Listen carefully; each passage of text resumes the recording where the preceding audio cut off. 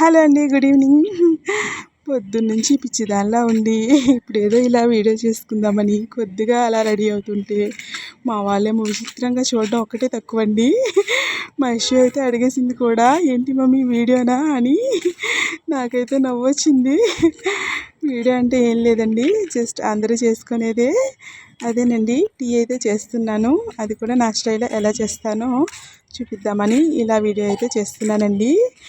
ఏం లేదండి, ఇలా మరిగించుకున్న పాలలో కొంచెం టీ పౌడర్ అయితే వేసుకోవాలండి. మన కప్స్కి తగ్గట్టుగా ఎన్ని అయితే అన్ని స్పూన్లు వేసుకోవాలి. ఒక హాఫ్ స్పూన్ వేసుకున్నా పర్వాలేదండి ఎక్స్ట్రా. దీంట్లోకి అయితే మెయిన్ ఇంగ్రీడియంట్స్ ఉంటాయండి.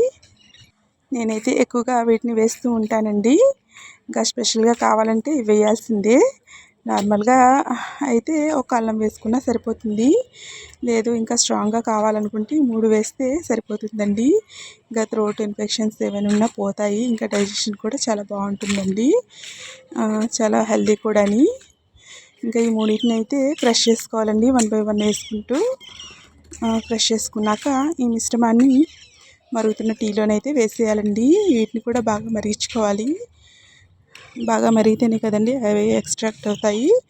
కొంచెం అందులో షుగర్ కూడా వేసుకోవాలండి మన టేస్ట్కి తగ్గట్టు.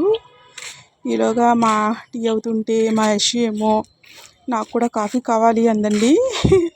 రెగ్యులర్గా అడగదు కానీ అప్పుడప్పుడు అడుగుతూ ఉంటుందండి. అందరం ఇలా తాగేటప్పుడు తన కోసం అయితే ఇలా పెట్టేశానండి పక్కన.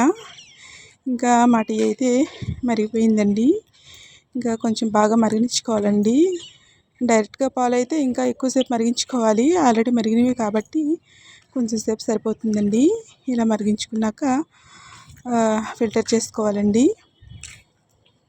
ఫిల్టర్ చేసేసుకొని నేనైతే 2 కప్స్ అనుకున్నాను, 3 కప్స్ వరకు వచ్చిందండి టీ.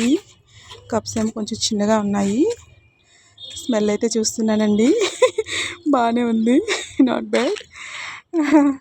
టేస్ట్ చూద్దాం అనుకుంటే ఎక్కడ కాలిపోతుందని భయం, కానీ తప్పదు కదా, మరి మీకు చెప్పాలి కదా, అందుకని చూస్తున్నాను భయపడుతూ.